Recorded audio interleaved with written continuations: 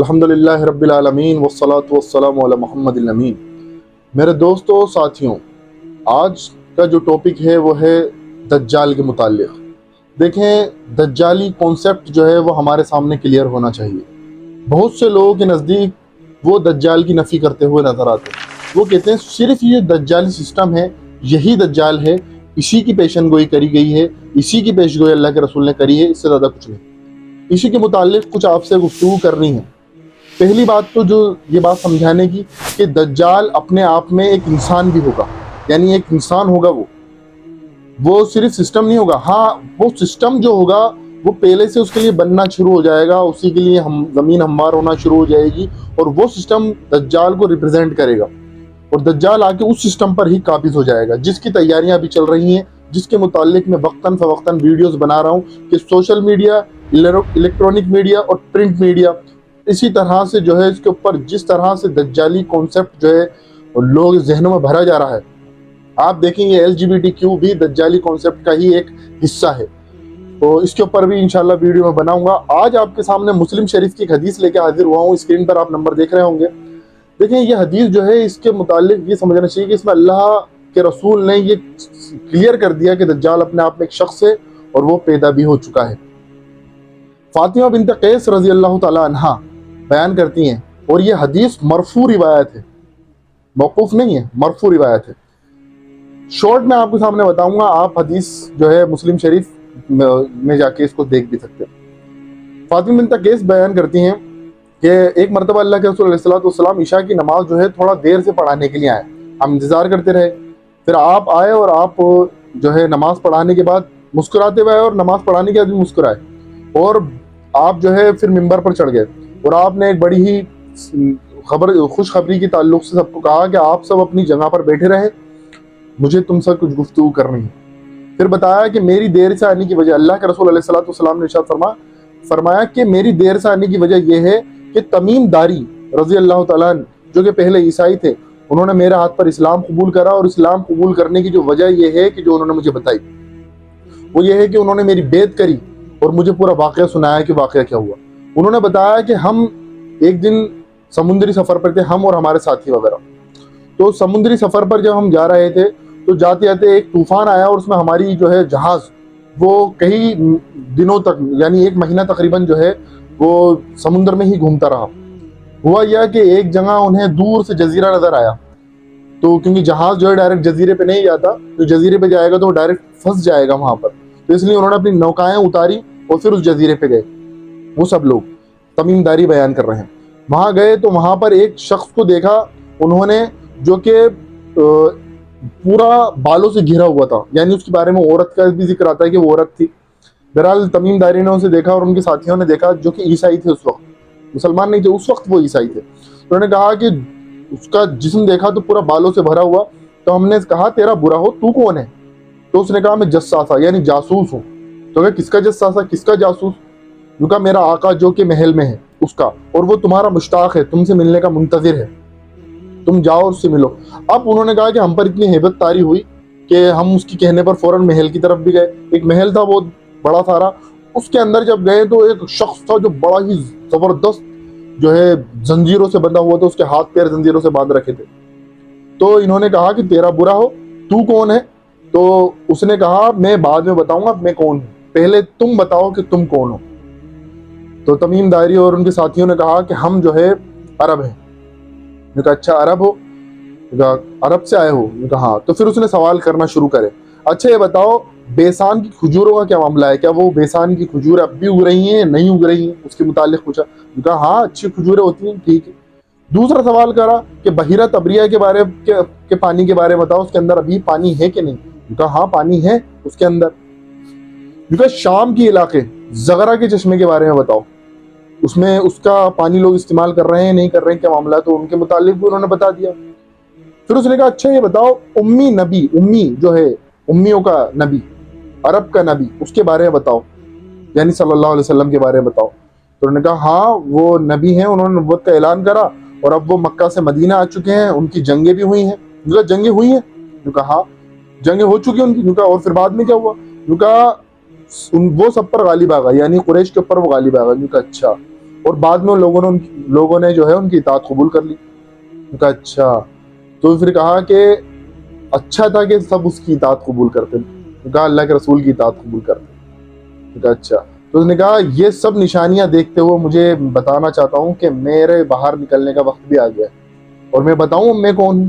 میں ہوں دجال، مسیحی دجال، یعنی جھوٹا مسیح، جھوٹا دجال یعنی دجال۔ اس دجال یعنی دجال مبالغہ کا صیغہ ہے، دجل یعنی جھوٹ کو کہتے ہیں، دجال یعنی مبالغہ کا صیغہ یعنی بہت بڑا جھوٹا۔ تو اس نے پھر کہا کہ میں مسیحی دجال ہوں، اور ان قریب مجھے نکلنے کا حکم ہو جائے گا جو نشانیاں تم مجھے بتا رہے ہو، اور میں 40 راتوں میں ہر بستی کے اندر اتروں گا، اور صرف مکہ مدینہ نہیں جاؤں گا، کیونکہ مکہ مدینہ کے باہر اللہ تبارک و تعالیٰ نے فرشتوں کو معمور کر رکھا ہے جو کہ وہ اپنے اسلحہ سے لیس ہیں، اور وہ مجھے مکہ اور مدینہ میں داخل نہیں ہونے دیں گے۔ اس کے بعد اللہ کے رسول علیہ السلام نے اپنا عصا ممبر پر مارا جس پر آپ چڑھے ہوئے تھے، اور آپ پورا واقعہ سنا رہے تھے، جو کہا ہاذا طیب، ہاذا طیب، ہاذا طیب، کیا میں تمہیں نہیں کہتا تھا مدینہ طیب ہے، یہاں دجال داخل نہیں ہو سکتا؟ اس کی تصدیق تمیم داری نے کری، اور یہ مسلم شریف کی حدیث ہے۔ پھر اللہ کے رسول علیہ السلام نے آگے ارشاد فرمایا کہ مجھے جتنا معلوم ہے، جتنا اس بات کا اندازہ ہوا، وہ جزیرہ جو ہے مشرق کی طرف ہوگا، وہ جزیرہ مشرق کی طرف ہوگا۔ تو دیکھیں یہ اس حدیث کے اندر یہ پتہ چلا کہ دجال اپنے آپ میں ایک شخص ہوگا جو کہ آ کے 40 دن تک رہے گا، 40 دن 40 راتوں میں ہر بستی کے اندر وہ اترے گا۔ یہ اتنا بڑا کانسیپٹ جو ہے، یہ لوگ اس کو جب یہ کہتے ہیں کہ نہیں دجال تو صرف ایک سسٹم ہے، دجال ایک سسٹم ضرور ہوگا، دجال ایک سسٹم ہے، لیکن دجال اسی سسٹم کا ریپرزینٹیٹیو ہوگا، آگے اس سسٹم کو جو ہے آگے چلائے گا۔ اس کے متعلق ایک حدیث اور آپ کو بیان کر دوں، اس کا بھی نمبر آپ اسکرین پر دیکھ رہے ہوں گے، اور یہ حدیث وہ اور آپ کتب ستہ میں ملے گی، مسلم میں، داؤد میں، ترمذی میں، مسند میں، السلسلۃ الصحیحہ کے اندر آپ کو ہر جگہ یہ حدیث ملے گی، بڑی ڈیٹیل سے اور الگ الگ الفاظوں کے ساتھ ملے گی، لیکن ملے گی، کہیں پر شارٹ کہیں پر بڑی۔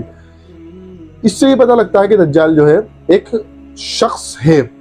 اس کی تعلق سے دیکھیں ابن سیاد، صاف ابن سیاد، اس کے متعلق جو ہے نا صحابہ کرام رضوان اللہ تعالی علیہم اجمعین کا اکثر کی یہ رائے تھی کہ یہ دجال ہے، کیونکہ اس کے اندر جو نشانیاں پائی جاتی تھی وہ دجال کی نشانیاں تھیں۔ ایک مرتبہ اللہ کے رسول علیہ السلام اپنے ساتھیوں کے ساتھ مدینہ میں ٹہل رہے تھے، تو ایک بستی سے آپ کا گزر ہوا، تو وہاں پر کچھ بچے کھیل رہے تھے، وہاں پر ابن سیاد بھی تھا۔ اللہ کے رسول نے اس کے پیٹھ پر ہاتھ مارا، اس کو متنبع کرا، پھر اس کے بعد کہا کہ اچھا تم ابن سیاد ہو؟ نے کہا ہاں ابن سیاد ہے۔ پھر اس کے بعد اللہ کے رسول نے کہا تم گواہی دیتے ہو میں اللہ کا رسول ہوں؟ نے کہا ہاں آپ امیوں کے رسول ہیں۔ پھر اس نے الٹا سوال کرا کہ آپ گواہی دیتے ہیں میں اللہ کا رسول ہوں؟ اللہ کے رسول نے کہا میں تو اللہ اور اس کے فرشتوں پر ایمان رکھتا ہوں، اور اس کے رسولوں پر ایمان رکھتا ہوں، اس کی کتابوں پر ایمان رکھتا ہوں، یعنی اس کی نفی کری۔ پھر کہا اچھا تو یہ بتا میرے دل میں ابھی کیا چل رہا ہے؟ تو اس نے کہا دکھ۔ اور اللہ کے رسول علیہ السلام ارشاد فرماتے ہیں کہ اللہ کے رسول علیہ السلام پر اس وقت سورہ دخان نازل ہوئی تھی۔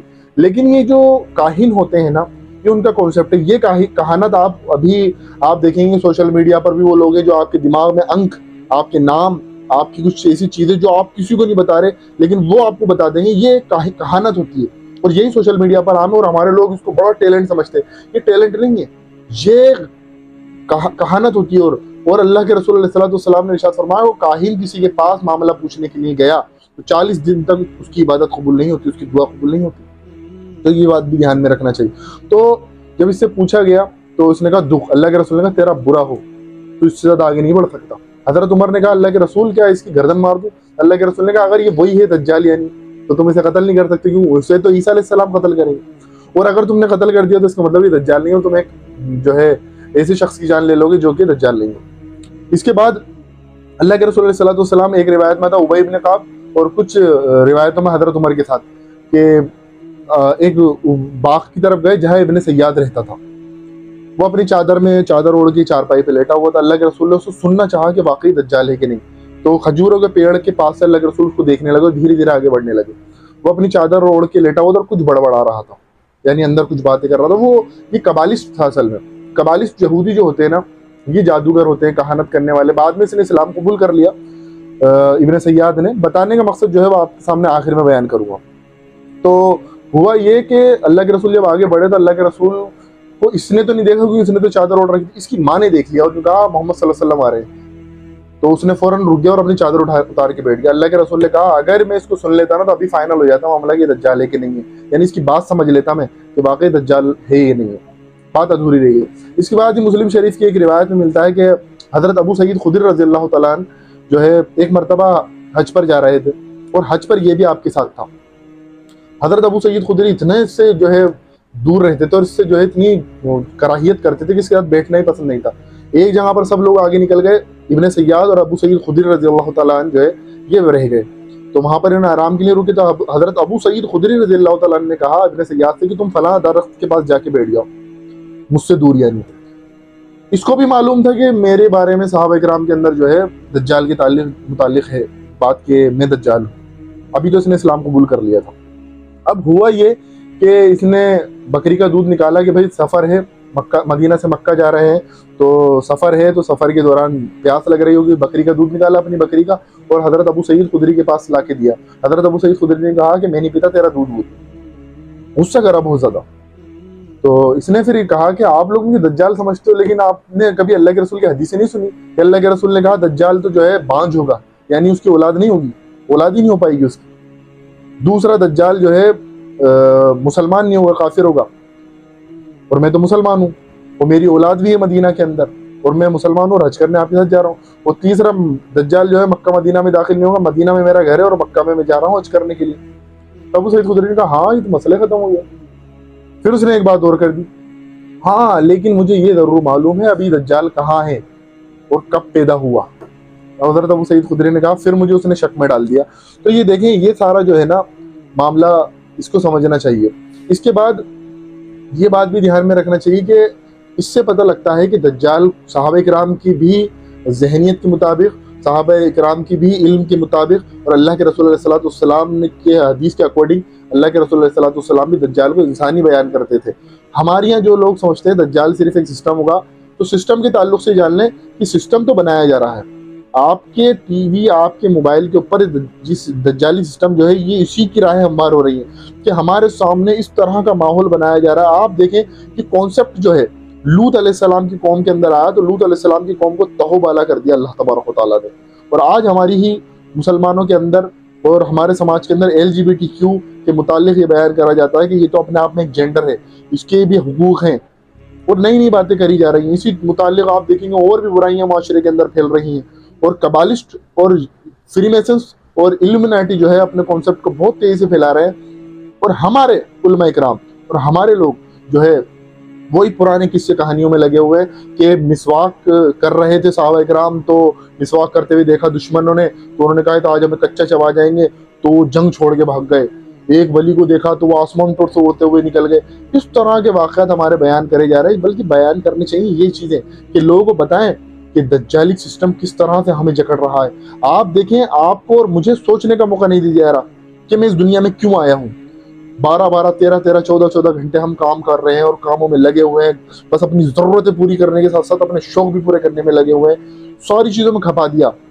پھر جب آپ کام کاج سے لوٹتے ہیں تو آپ کے سامنے web series, T V dramas وغیرہ آپ کے سامنے پٹک دیے کہ آپ تھکے آ رہے آئے تو آپ اس کو دیکھتے دیکھتے سو جائیں, اور صبح اٹھو دیر سے پھر کام پہ بھاگ جاؤ. اس سے زیادہ آپ سوچ نہ پاؤ, اور انسان یہ سوچ ہی نہیں پائے, یہ غور و فکر نہیں کر پائے کہ اللہ تبارک تعالیٰ نے اس دنیا میں کیوں بھیجا ہے, آخر اس کا مقصد کیا ہے, مقصد وجود کیا ہے, مقصد حیات کیا ہے. مسلمان اس دنیا میں صرف کیا 5 وقت کی نماز پڑھنے کے لیے اللہ تبارک تعالیٰ نے بھیجا ہے, کہ اصل میں اس کا مقصد کیا ہے کہ اللہ تبارک تعالیٰ کی زمین کے اوپر اللہ کا دین قائم نہیں ہونا چاہیے.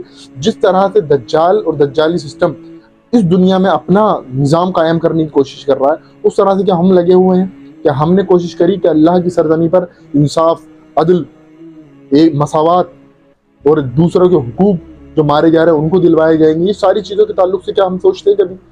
اس کے تعلق سے غور کرنا چاہیے. اللہ تبارک و تعالیٰ سے دعا ہے کہ پروردگار ہمیں کہنے سننے کے ساتھ ساتھ عمل کی توفیق عطا فرمائے. وآخر دعوانا الحمدللہ رب العالمین.